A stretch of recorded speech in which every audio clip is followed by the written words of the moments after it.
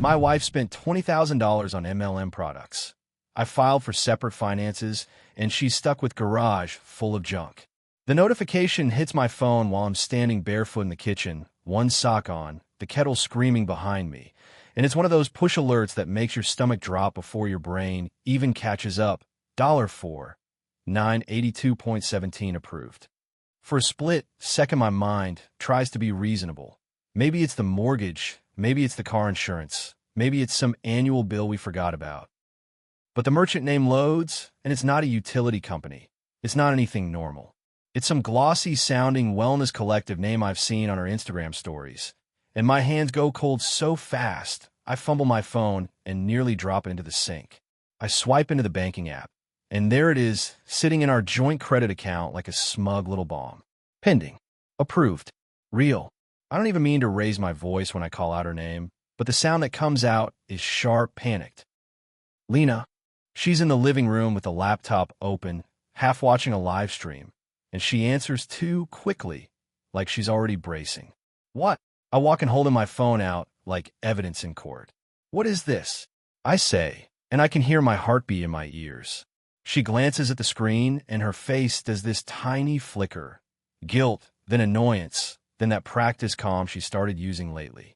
It's inventory, she says like she's telling me she bought toothpaste. Inventory for what? My voice cracks. She exhales hard, shuts the laptop a little too firmly, and says, "Don't start. You're always negative, right, when something good is happening."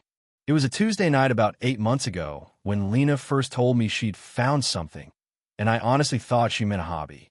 We'd been in a slump. Not a dramatic marriage crisis, just life.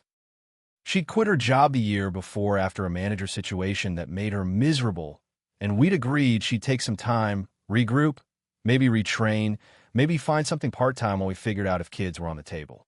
I was working long hours in IT, trying to be steady, trying to be supportive, trying not to be the guy who measures someone's worth by their paycheck. Lena has always been smart and funny and creative, and she has this energy when she's excited that can light up a room. So when she came home from coffee with her friend Kelsey and said, "I think I finally found a way to do something for myself," I was genuinely relieved.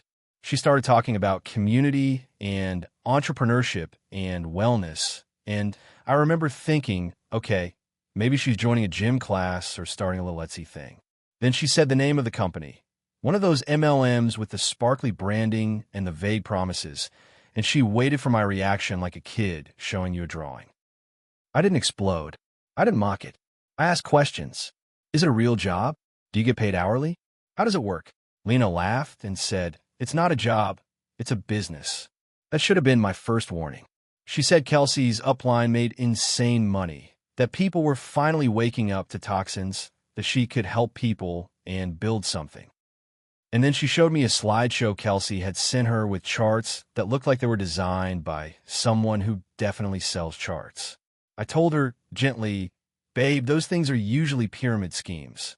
Lena's smile disappeared instantly. "It's not a pyramid scheme," she said too fast. "That's what people say when they're afraid of success." I remember staring at her because it sounded like a quote, like she'd rehearsed it. For the first few weeks, it seemed harmless. She bought a starter kit, like $300, and the boxes that came made her so happy you'd think they contained a puppy. She lined everything up on the dining table and took photos in good lighting. She learned the names of all the products, the little talking points, the before and after scripts. She started posting more. Not just normal posts, but stories every day, polls, DM me for details, I'm opening 3 spots, that kind of thing. I'll admit something that makes me feel like a jerk. I was embarrassed. Not because she was trying, but because it felt like watching someone I love get slowly absorbed into a personality transplant. She started saying mamas to strangers online like she was a wellness coach. She started calling everything toxic. Our laundry detergent was toxic.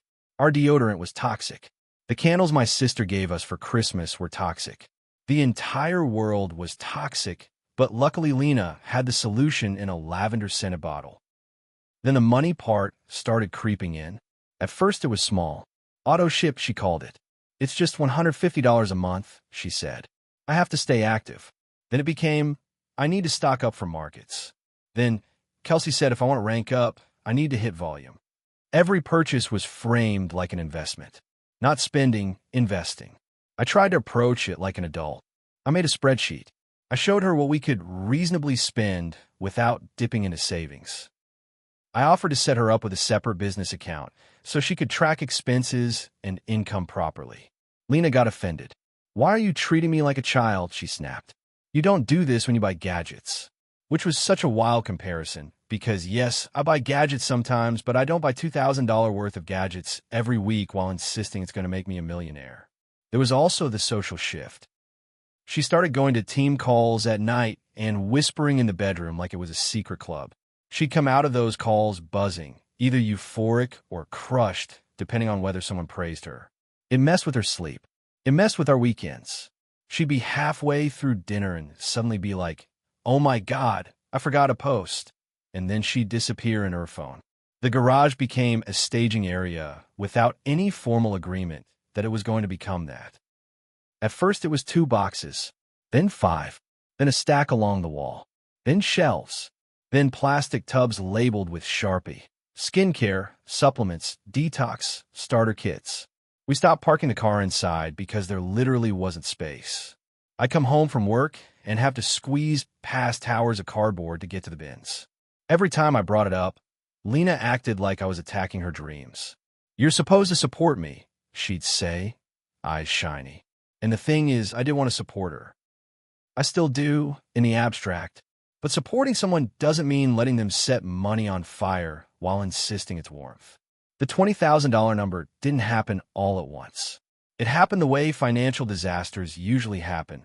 1,000 little cuts you don't fully add up until you're bleeding out. The first time I really saw the scale was when I was doing our quarterly budget review. We're not rich, but we're comfortable. We bought our house 3 years ago. We have a decent emergency fund. We're careful. Or we were. I opened the credit card statement, and I saw line after line after line. The same merchant, the same wellness company, charges spaced like heartbeat intervals. $249, $399, $179, $1,200, $899. A couple of refunds sprinkled in like that made it better, except refunds were always followed by bigger purchases. I felt stupid for not noticing sooner, but I also felt furious because how do you not notice when your partner is quietly rerouting your shared financial life? When I confronted her then, she cried. Real crying. Not manipulation crying. At least, I don't think so. She said she was so close to a rank, that she'd already spent so much, and if she quit now, it would be wasted. She said Kelsey told her, "Your spouse will test you." And then she looked at me like I was fulfilling a prophecy. That did something to my brain that I still can't fully explain. Like she was choosing a stranger's script over my actual words. I told her, "We need to stop and look at reality." She said, "You don't believe in me." I said, "This isn't belief, it's math." She accused me of being controlling. I accused her of being reckless. We went to bed with our backs to each other, and I lay awake staring at the ceiling thinking, is this what breaks marriages? Not cheating, not some dramatic betrayal, but a garage full of junk and a slow drain of trust? Which brings me back to the kitchen, the kettle screaming, the $4,982 charge. Lena's calm face like she's practiced it in the mirror. Inventory, she repeats when I don't respond fast enough. For the big push. Her eyes are bright in that way they get when she's in MLM mode. Kelsey said this month is everything. There's a bonus. If I hit, no, I cut in, and my voice comes out firmer than I expect. No, you didn't ask. You can't spend $5,000 without asking. Lena's face hardens. It's our money, she says. It's our debt, I snap. That's a joint card. She stands up so fast the chair scrapes. You're sabotaging me, she says, and now her voice is rising. You're doing exactly what Kelsey said you would do. You can't stand that I'm doing something without you. That line hits me like a slap because it's so wrong and so insulting. I work 60 hours some weeks to keep our life stable. I'm not threatened by her working. I'm threatened by her lighting our future on fire while telling me it's a bonfire party. I'm not sabotaging you. I say, slower. I'm protecting us. Lena laughs, sharp. Protecting us? From what? A business? Do you hear yourself? You're so dramatic. I don't yell. I don't slam anything. I just walk back to the kitchen, turn off the kettle, and sit at the table because my legs feel weak. I open my laptop. I log into our accounts. I pull up the year-to-date spending. I do the thing I hate doing. I total it. $20,347.62. My throat tightens. My vision blurs for a second. I turn the laptop toward her without a word. Lena looks at it, and I watch her face shift. There's a moment, just a moment, where I see fear. Then she covers it with anger like a reflex. That's not fair, she says. You're counting everything, but not counting what I've made. How much have you made? I ask. She opens her mouth, closes it, then says it takes time. How much? I repeat because I need the number. Lena swallows. A couple thousand, she says quietly. In 8 months. My voice is too calm. That's the scary part. So we're down almost 18 grand, not counting whatever you've given away as samples. Lena's eyes fill. You're making me feel stupid, she whispers. I'm not making you feel anything, I say, and I hate how cold it sounds, but I can't soften right now without collapsing. I'm telling you what happened. She starts crying properly then, shoulders shaking, and part of me wants to go to her, to comfort her, to make it okay, because I love her. But another part of me is standing in the garage in my head, looking at towers of boxes, thinking about our mortgage, our savings, our future, and that part of me is done being the only adult in the room. That night, after she went to bed early with a headache, MLM people always have a headache. It's like a brand requirement. I sat on the couch and did what I should have done months ago. I called the bank. I didn't do anything dramatic. I didn't empty accounts in secret. I didn't punish her. I asked practical questions. What can I do to protect joint finances if my spouse is making unauthorized charges? How do we separate without divorcing? What's the process to remove a joint user? What's the reality of joint debt? The next day, I opened a separate checking account in my name only. I redirected my salary. I set up automatic transfers to cover my share of the mortgage and utilities. I froze the joint credit card and requested a new one under my name for my own use. I told the bank I wanted alerts for everything. I scheduled an appointment with a financial counselor because I needed someone to tell me I wasn't insane for being terrified. Then, because I didn't want this to become a covert war, I told Lena what I was doing. We sat at the table again. She looked exhausted, eyes puffy, like she'd been crying for hours, which, honestly, she probably had. I said, I'm separating our finances. Lena stared at me like I'd said I was leaving her. You're what? I'm not divorcing you, I said carefully. I'm not kicking you out. I'm saying our money can't be shared if you're spending like this. It's not safe. Her face flushed. So you don't trust me? I don't trust the system you're in, I said. And I don't trust you when you're in it. That landed badly. Lena stood up and started pacing. This is abusive, she snapped. Financially controlling someone is abuse. I had to hold onto the edge of the table to keep my voice steady. What you're doing is also abuse, I said quietly. Taking joint funds and spending them without consent. Hiding debt. That's not okay. She stopped pacing and stared at me like I'd become a stranger. Kelsey was right about you, she whispered. That name, Kelsey, made something ugly flare in me. Stop letting her narrate our marriage, I said, and my voice finally shook. Stop letting strangers tell you your husband is the enemy because he won't bankroll their commission. Lena's mouth twisted. You think you're so smart, she spat. You think you know everything. No, I said. I think I know our bank balance. For a few days after that, the house felt like a standoff.